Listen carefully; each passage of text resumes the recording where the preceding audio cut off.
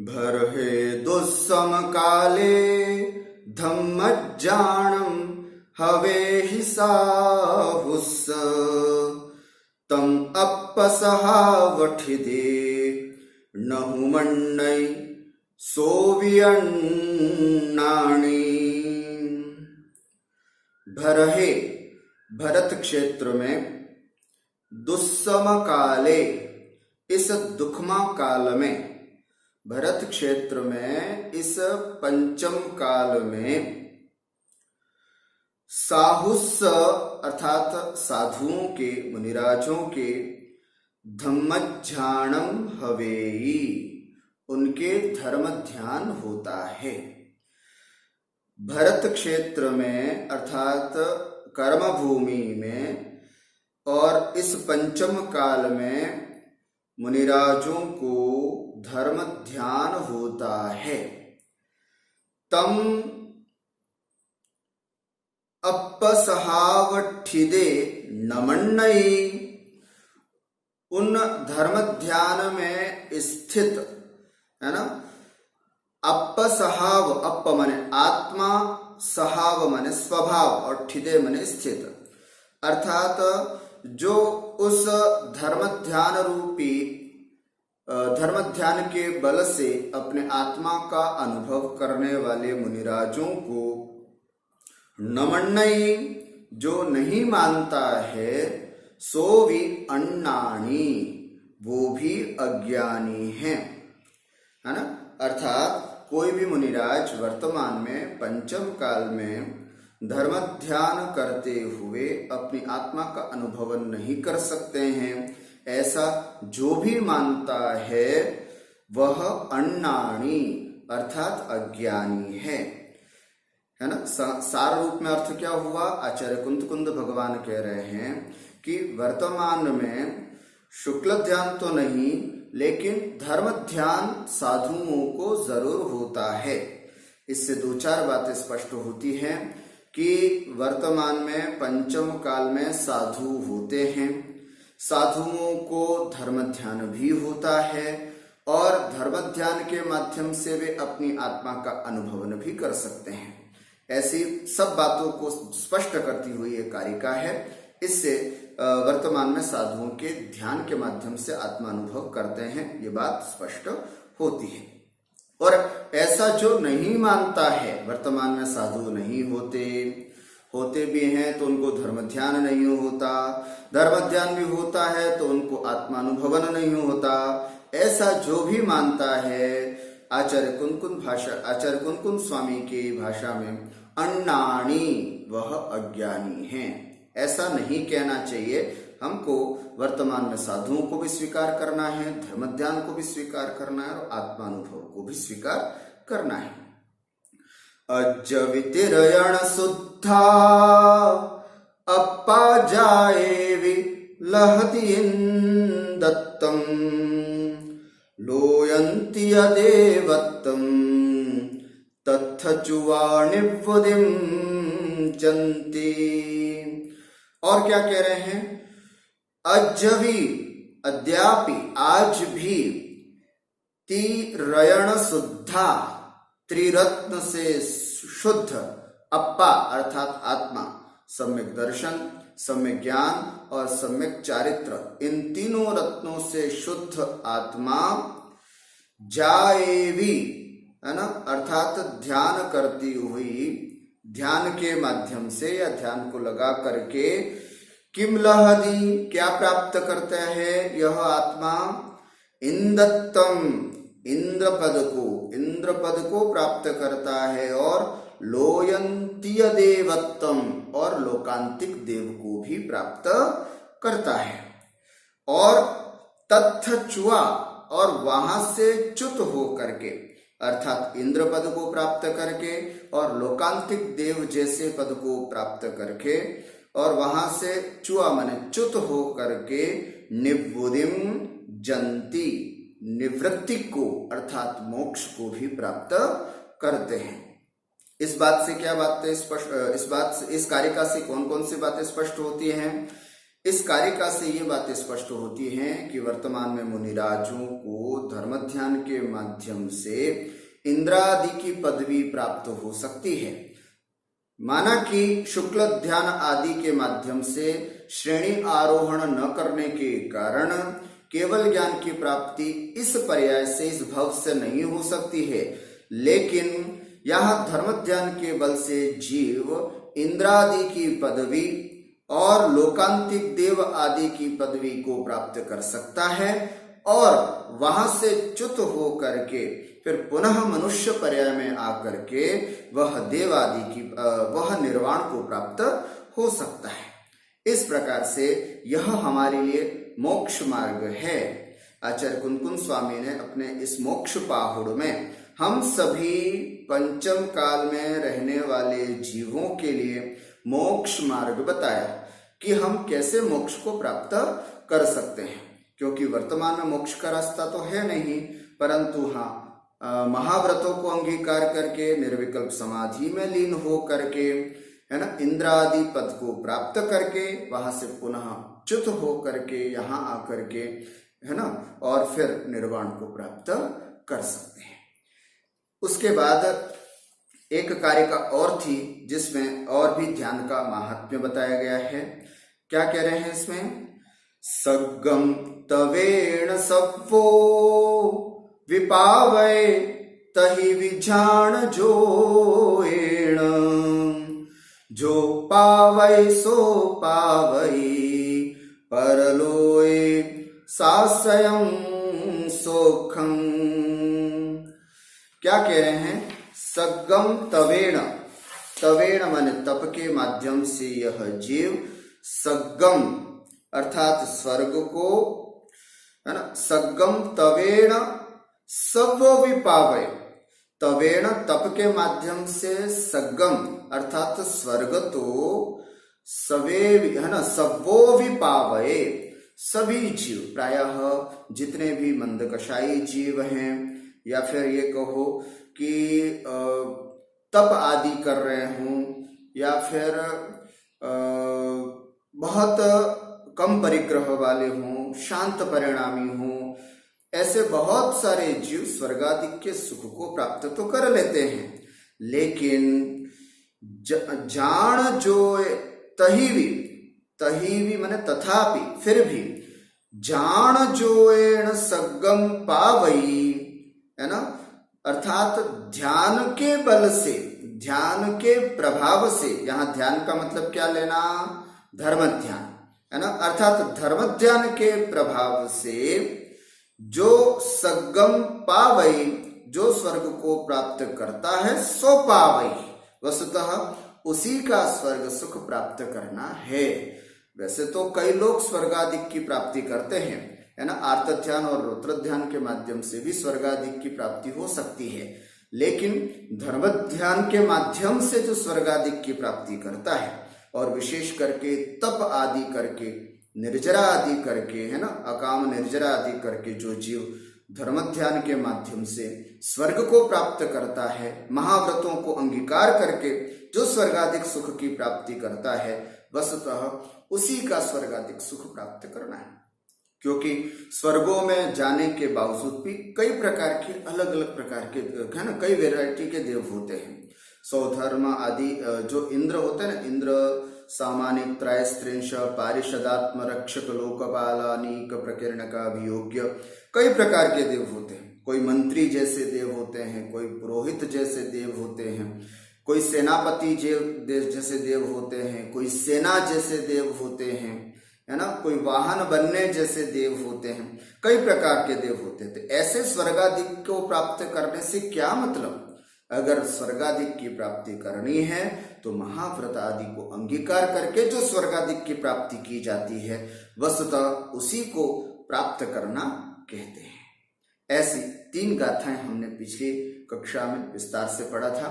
आइए आज हम अगली गाथाओं को अच्छे विस्तार से देखते हैं। गाथा नंबर 91 जीवेण स्वयं बद्धं न स्वयं परिणमधिकम् अभावेन यदि पुग्गलतत्त्वमिदम् अपरिणामी तदा होति। बोले जीवेण स्वयं बद्धम् न स्वयं परिणमधिकम् अभावेन यदि पुग्गलतत्त्वमिदम् अपरिणामी तदा होति। अर्थ देखें, जीवे अर्थात जीव में स्वयं न बद्धम स्वयं बंध नहीं होता।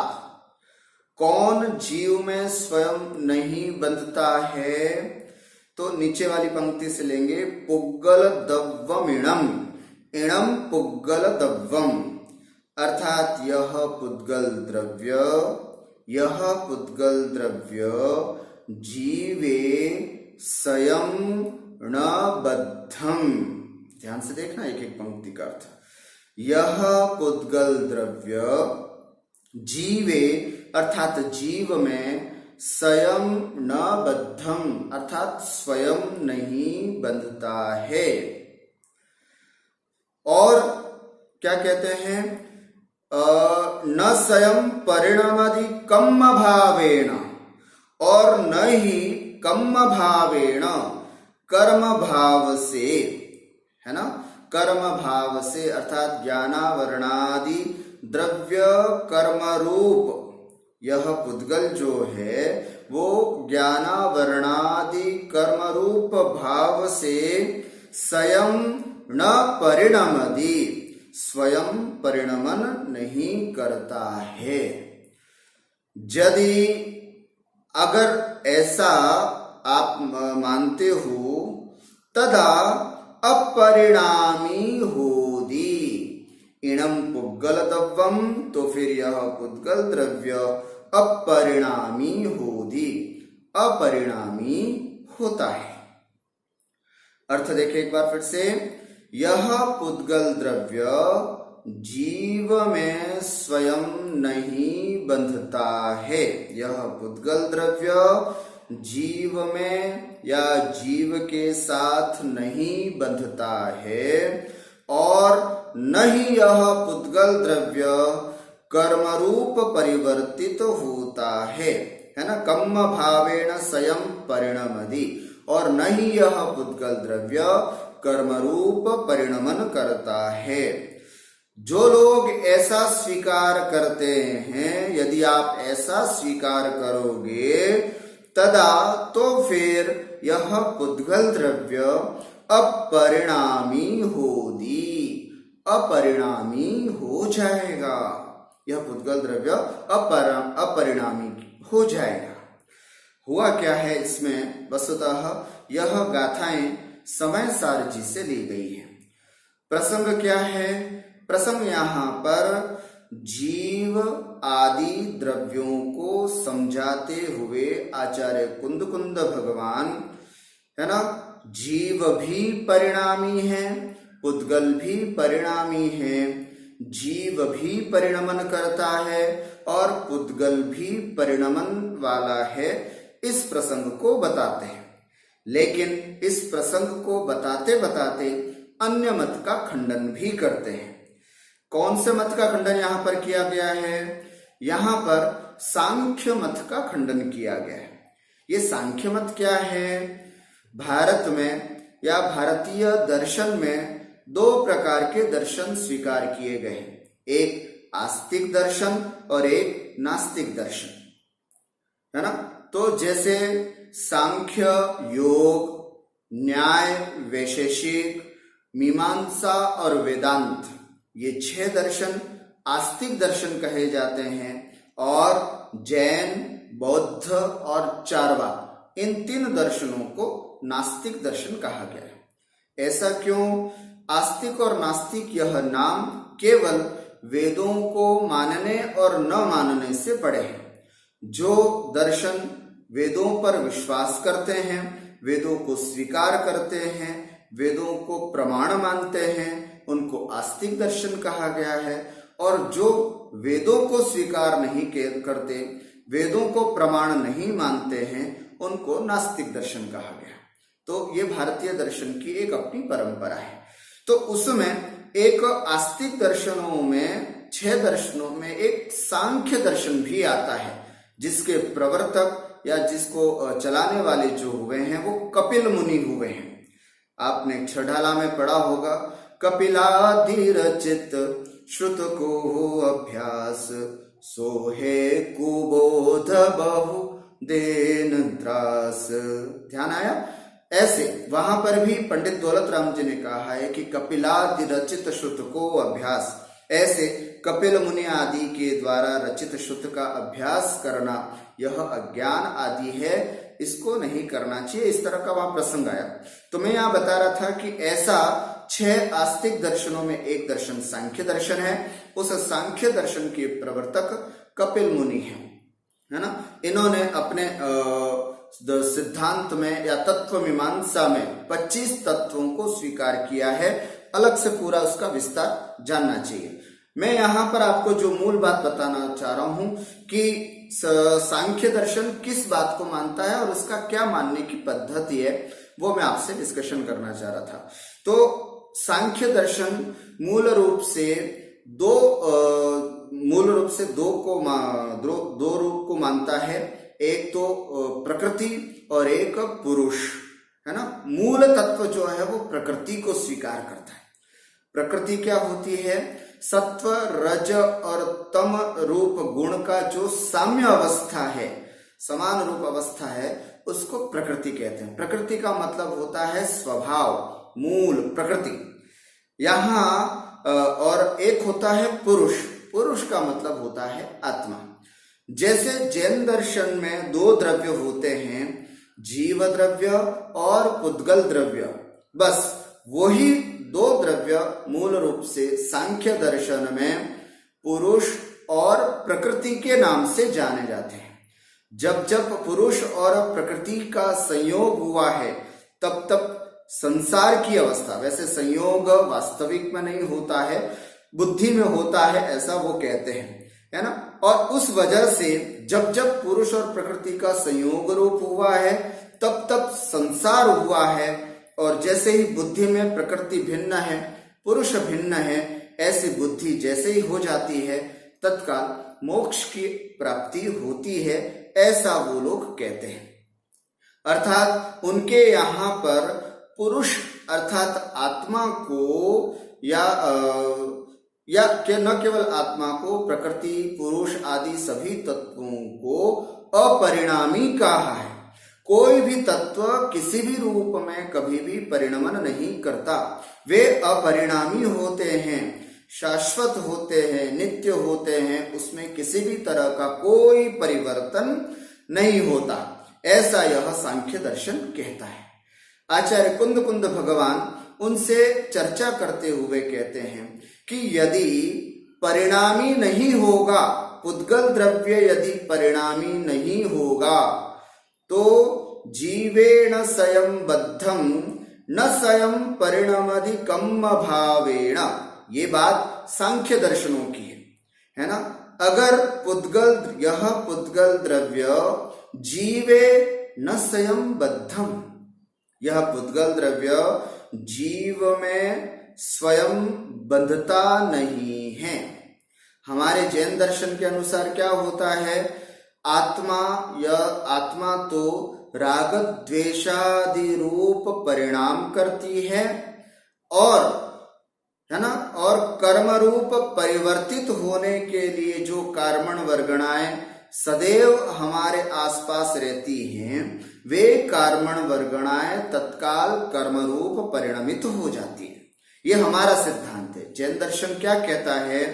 जैन दर्शन कहता है कि पुद्गल की जो कर्म वर्गणाएं हैं, मैं ज्यादा विस्तार से नहीं जा रहा हूं, नहीं तो विषय बहुत लेंदी हो जाएगा, है ना। परंतु पुद्गल की कुल 23 प्रकार की वर्गणाएं होती हैं। कितने प्रकार की? 23 प्रकार की वर्गणाएं होती हैं। जिसमें 18 प्रकार की वर्गणाएं तो हमारे काम की नहीं है, लेकिन 5 प्रकार की जो वर्गणाएं हैं वे हमारे काम की हैं। कौन कौन सी?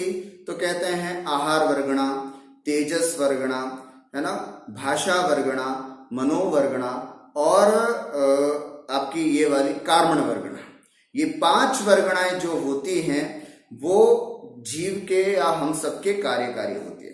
तो होने को तो पुद्गल की 23 प्रकार की वर्गणा, मैं एक बार फिर से बोल देता हूं, होने को तो 23 प्रकार की पुद्गल की वर्गणाएं क्या होती है ये भी समझ लें, है ना। सजातीय पुद्गल परमाणुओं का जो समूह है, सजातीय पुद्गल परमाणुओं का जो समूह है उसे हम वर्गणा कहते हैं।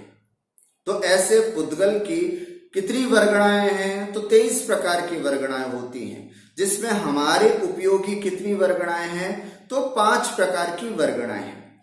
कौन कौन सी वर्गणाएं होती हैं? तो जैसे आहार वर्गणा, आहार वर्गणा के माध्यम से अपने औदारिक शरीर, औदारिक, वैक्रिक, आहार, ऐसे तीनों प्रकार के शरीर को हम जो बनाते हैं उस, या फिर हमारा शरीर जो मेंटेन होता है वो आहार वर्गणा से होता है। हम प्रति समय आहार वर्गणाओं को स्वीकार करते हैं।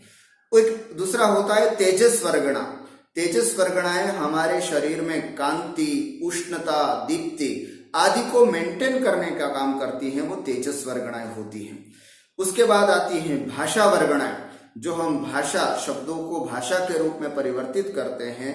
ये सब भाषा वर्गणाओं का कार्य है। हम बोल रहे हैं, रिकॉर्डिंग हो रही है ना, बाद में हम उसको सुन सकते हैं इत्यादि, ये जितने भी कार्य है वो सब भाषा वर्ग, पुद्गल की भाषा वर्गणाओं को कैच किया जाता है और फिर उसको रिलीज किया जाता है। तो ऐसी वह भाषा वर्गणाएं होती हैं। एक मनोवर्गणाएं होती हैं जो प्रति समय मन से उत्पन्न होती हैं, और इन सब की बात अभी हम नहीं कर रहे हैं, हम कर रहे हैं कार्मण वर्गणाएं। कार्मण वर्गणाएं क्या होती हैं? जो इस शरीर के या इस आत्मा के प्रति समय निरंतर भरी हुई है, निरंतर निकट होती हैं। जैसे ही हमने मन से, वचन से और काय से कुछ भी हलन चलन किया, तत्काल वह कार्मण वर्गणाएं कर्म रूप परिवर्तित हो जाती है। मैंने शुभ परिणाम किया तो वो कार्मण वर्गणाएं बिल्कुल तैयार रहती है। जैसे ही मैंने जैसा परिणाम किया, तत्काल वह कर्म रूप परिवर्तित होने के लिए तैयार हो जाती है। वो रॉ मटेरियल है, चारों तरफ हमारे रॉ मटेरियल तैयार है।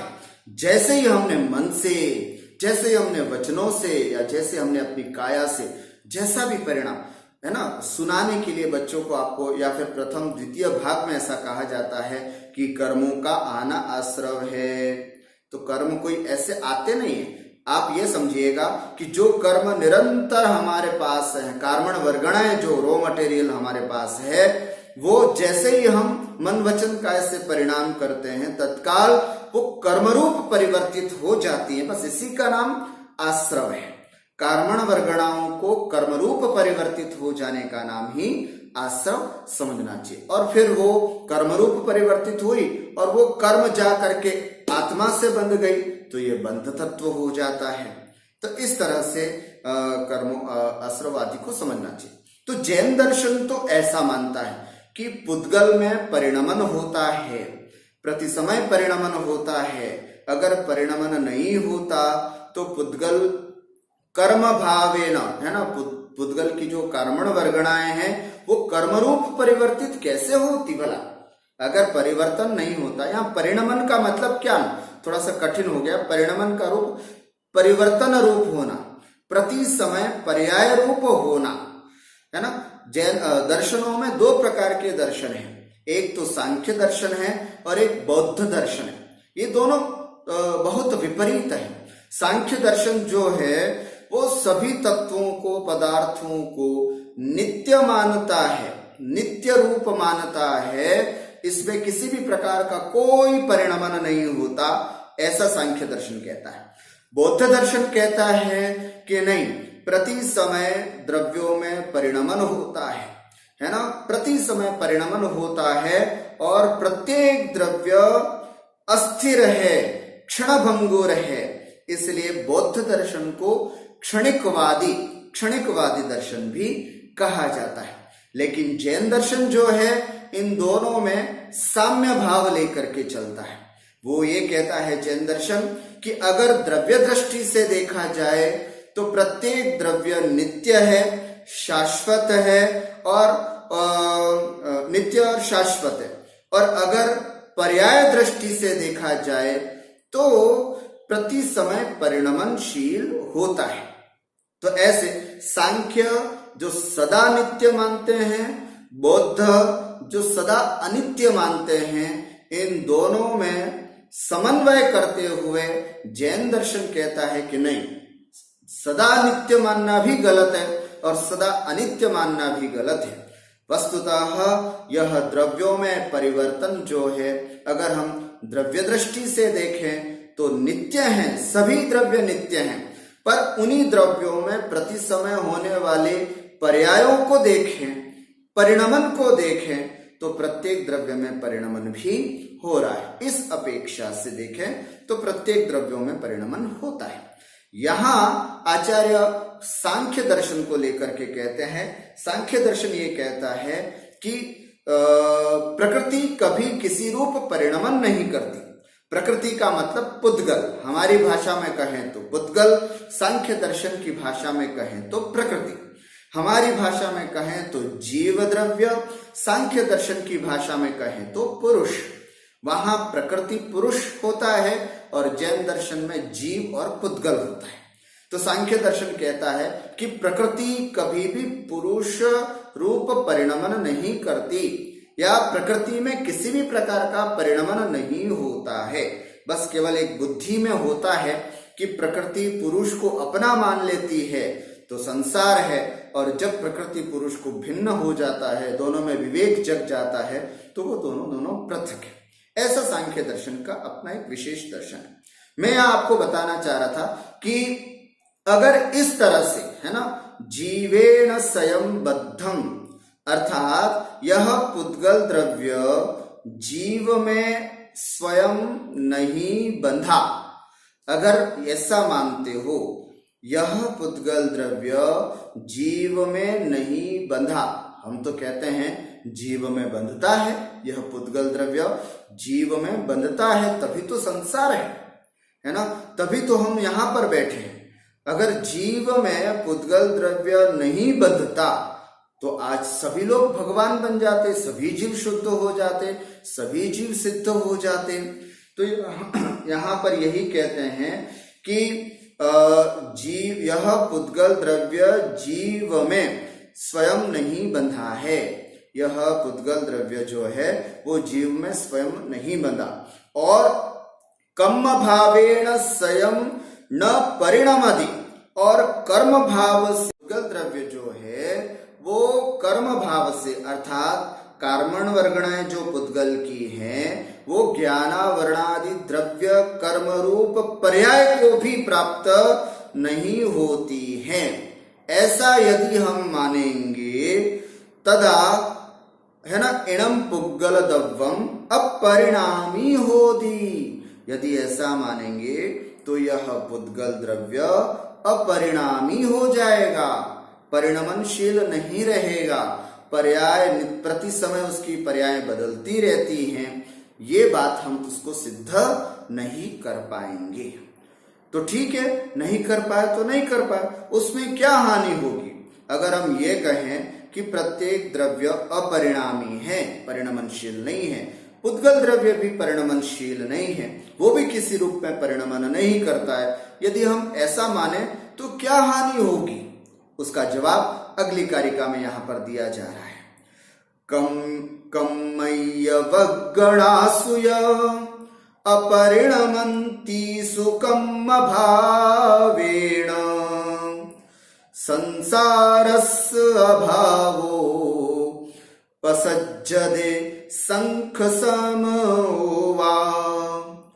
और कहते हैं कि यदि कम्मय्य वग्गणासु, है ना, कम्मय्य माने कार्मण, वग्गणासु वर्गणाएं, यदि कार्मण वर्गणाएं, है ना, कर्मण वर्गणाय कम भावेण अपरिणमंतीसु, अर्थात कर्मण वर्गणाएं कर्म रूप में नहीं यदि परिणमित करेंगी, तो परिणमन नहीं करेंगी, तो संसारस्य अभावोपसज्जते, तो फिर तो संसार का अभाव का प्रसंग आ जाएगा, संसार का अभाव हो जाएगा।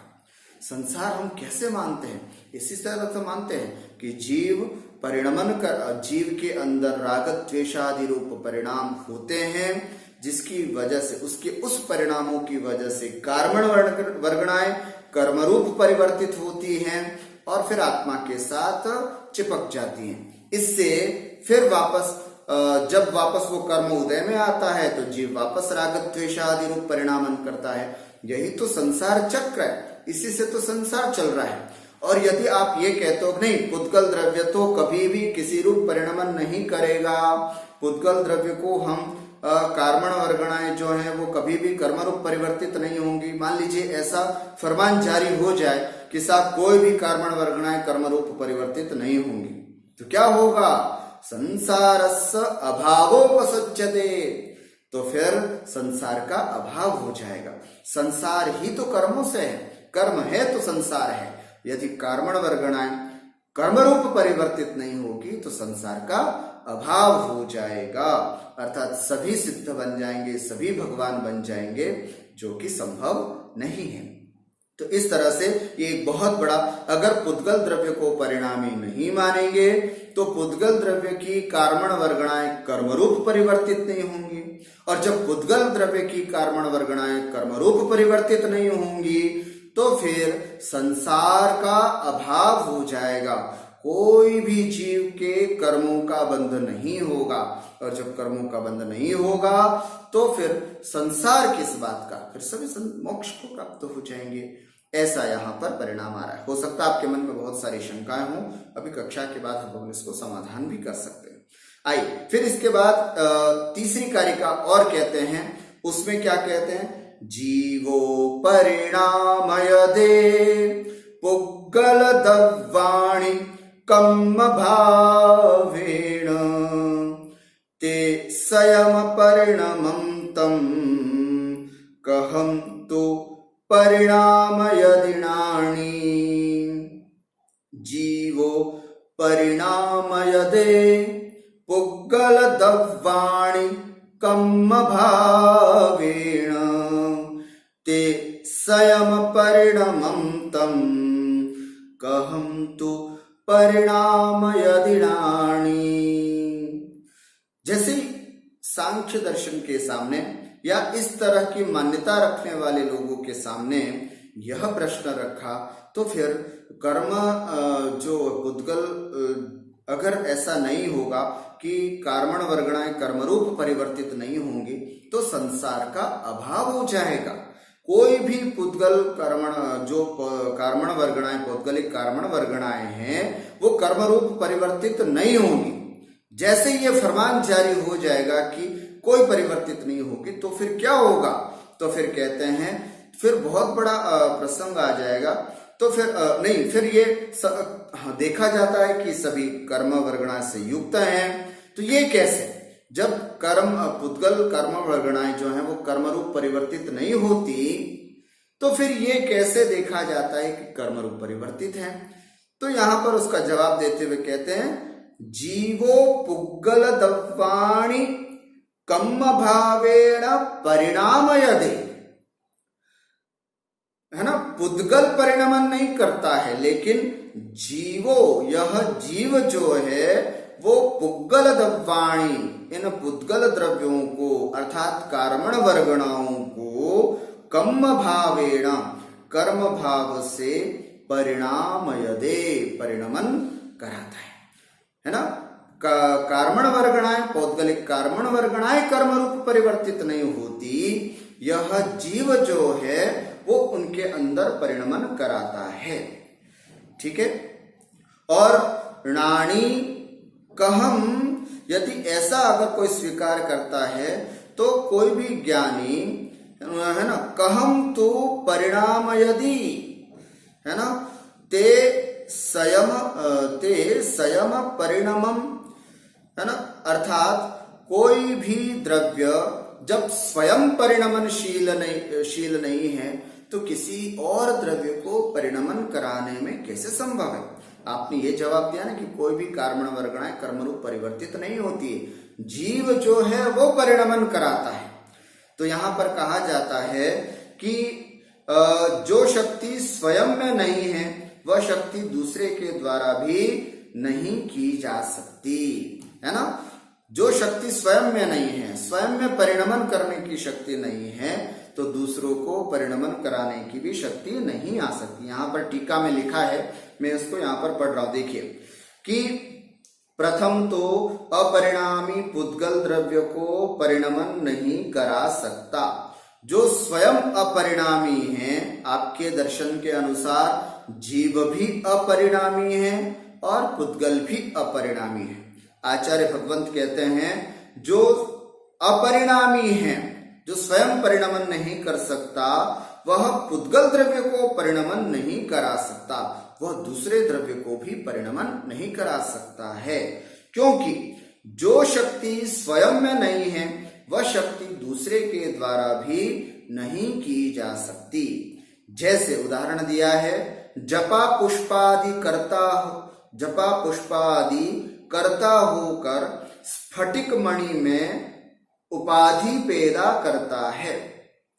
जपा पुष्प स्वयं लाल होता है ना। जपा पुष्प का मतलब एक गुड़हल का पुष्प होता है, गुड़हल, है ना, जिसको हिबिस्कस भी कहते हैं। ऐसे गुड़हल का जो पुष्प होता है वो, है ना, स्फटिक मणि में उपाधि पैदा करता है। वह स्वयं लाल है, तब जाकर के स्फटिक मणि में लाल दिखता है। स्फटिक मणि में भी परिवर्तन कराने का सामर्थ्य रखता है। वो उसमें स्वयं में भी परिणमन हो रहा है और उसको स्फटिक मणि के सामने लेकर के जाएंगे तो उसमें भी परिवर्तन दिखाई देता है। यदि ऐसा, है ना, वैसे काष्ठ, स्तंभ आदि में उपाधि पैदा क्यों नहीं कराता। अगर ऐसा होता, है ना, तो योग्यता स्फटिक मणि में भी है परिवर्तन कराने की, लेकिन अगर योग्यता होती तो फिर सब में काष्ठ के सामने ले जाते तो वहां पर भी परिणमन कराता, स्तंभ आदि में भी कराता, परंतु ऐसा नहीं। और यदि एकांत से कहा जाए कि परिणमनशील द्रव्य को परिणमन कराता है, जो परिणमनशील द्रव्य है उसी को परिणमन कराता है, तो यह कहना भी ठीक नहीं है, क्योंकि वस्तु की शक्तियां दूसरे की अपेक्षा नहीं रखती। तो फिर जीव के निमित्त कर्ता बने बिना भी उद्गल को कर्म रूप से परिणमन करना चाहिए। ऐसा होने में क्या दोष है।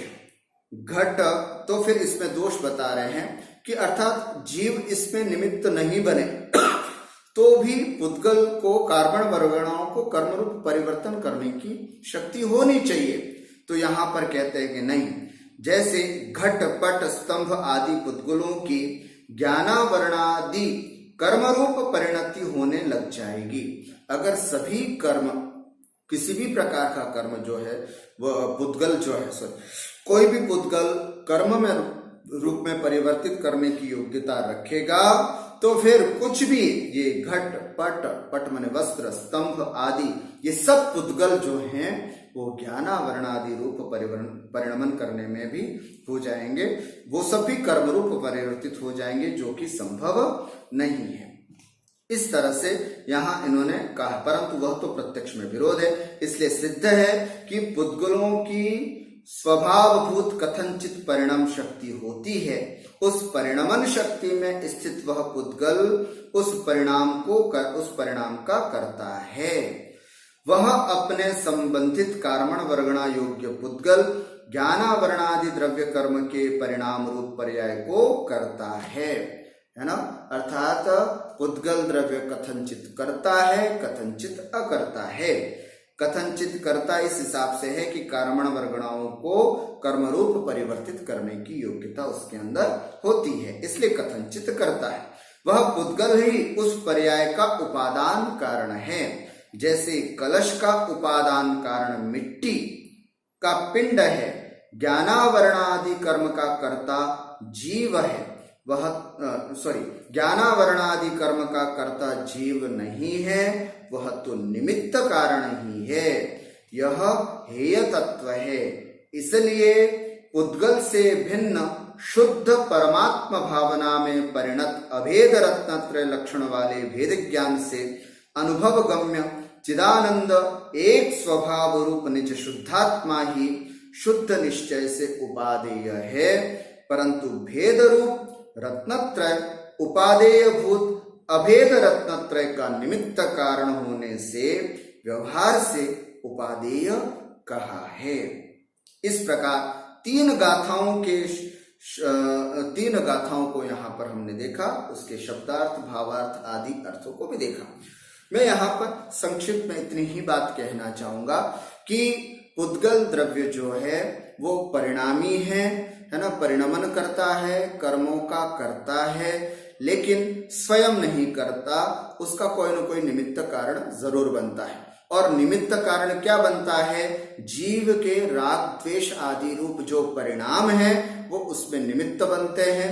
निमित्त बनने से पुद्गल की जो अपनी उपादान शक्ति है वह कर्मण वर्गणाओं की कर्मरूप परिवर्तित करने की, तो वो कर्मरूप परिवर्तित होता है। इस तरह से पुद्गल द्रव्य परिणामी होता है और परिणमन करता है। हाँ, हमारे यहाँ पर भी निश्चय से देखा जाए तो कोई किसी रूप परिणमन नहीं करता। निश्चय से देखा जाए तो पुद्गल रूप ही परिणमन करता है ना, और जीव रूप ही परिणमन करता है। लेकिन व्यवहार से देखा जाए, हमारे यहाँ पर व्यवहार भी है, भेद रत्नत्रय भी है और अभेद रत्नत्रय भी है। तो अभेद रत्नत्रय से देखा जाए तो कोई किसी रूप परिणमन नहीं करता, लेकिन भेद दृष्टि से देखा जाए तो है ना, देखा जाता है तो कार्मण मतलब जीव का निमित्त पा करके कार्मण वर्गणाएं कर्मरूप परिवर्तित होती हुई देखी जाती है, जो पुनः जीव पर अपना प्रभाव दिखाती है। तो इन सब बातों को ध्यान में रखते हुए आज सांख्य दर्शनों के अनुसार यदि हम कर्मबंध को स्वीकार करते हैं तो फिर पुद्गल जो है वो परिणामी नहीं होता है, और जब परिणामी नहीं होगा तो कर्म रूप परिवर्तन भी नहीं कर सकता। अब हम आगे जो है ना, आगे की कक्षा में मतलब कल की कक्षा में हम ये देखेंगे कि फिर कर्मबंध की व्यवस्था क्या है ना, कर्मबंध होता कैसे, जैन दर्शन के अनुसार कर्मबंध कैसे होता है। बहुत महत्वपूर्ण 3 कारिकाएं जो हैं वो आगे की कक्षा में हम देखेंगे। बस आज इतना ही। अपनी स्वाध्याय को मैं आज यहीं विराम देता हूं, इस भावना के साथ कि अगर हम निश्चय से देखें तो पुद्गल जो जीव द्रव्य है वो बिल्कुल शुद्ध है, उसको कोई भी पौद्गलिक कर्मण वर्गणाएं उसको अपने स्वभाव से च्युत नहीं कर सकती। इस तरह का अभेद रत्नत्रय का चिंतन करते हुए मुनिराज अपने शुद्धोपयोग में लीन होते हैं। हम भी ऐसे शुद्धोपयोग रूप अवस्था को प्राप्त करें और अपनी आत्मा का कल्याण करें। बोलिए द्वादशांग चिन्वाणी माता की।